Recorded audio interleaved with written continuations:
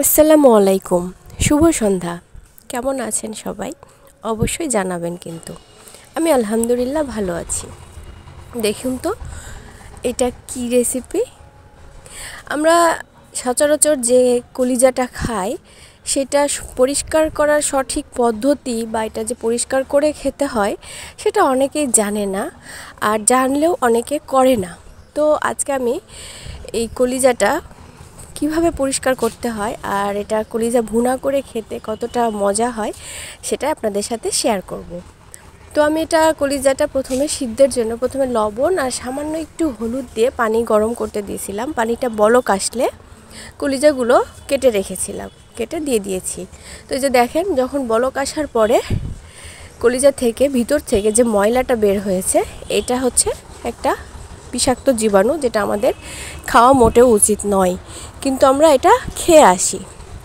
তো কলিজাটা আধা সিদ্ধ করে নেওয়ার পরে আমি ময়লাটা পরিষ্কার পানি দিয়ে ধুয়ে ফেলে দিয়েছি আর কলিজাটাকে কেটে পিস পিস করে নিয়েছি। তো এখানে রান্নার জন্য চলে আসছি।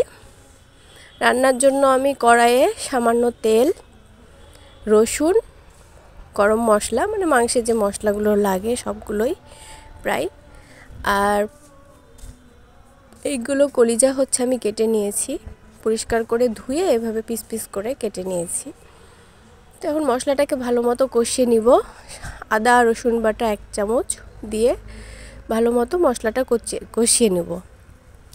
লবণ, হলুদ, ধনে গুঁড়া, জিরা গুঁড়া একসাথে দিয়ে পেঁয়াজটা পুরো একদম ভাজবো না, আধা ভাজা করে নিয়ে তারপরে কলিজাটা দিয়ে দিব।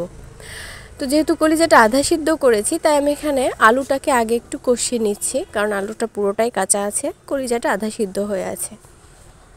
যেহেতু আমি আলু দিয়ে ভুনাটা করব, তো এখানে টমেটো দিলাম। আমার মনে হচ্ছিল যে টমেটো দিলে একটু ভালো লাগবে, আপনারা চাইলে টমেটোটা স্কিপ করতে পারেন।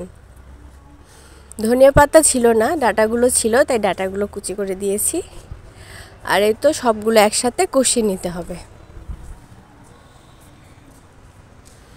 কষানো যে কোনো মাংস বলেন, মাছ বলেন, যে কোনো তরকারি কষানোর ওপর স্বাদটা ডিপেন্ড করে। কষানোটা যত বেশি হয় স্বাদটা তত ভালো হয়। তো আমি এটা 7-8 মিনিট কষিয়ে নেব ঢেকে ঢেকে। এখানে পানি দেয়া লাগবে না খুব বেশি পরিমাণ। তো আমি এখানে জিরা গুঁড়া আর এলাচ গুঁড়া একসাথে রেখেছিলাম, সেটা দিয়ে দিলাম, দিয়ে আরেকটু নেড়ে চেড়ে রান্না করে নেব আরও কিছুক্ষণ।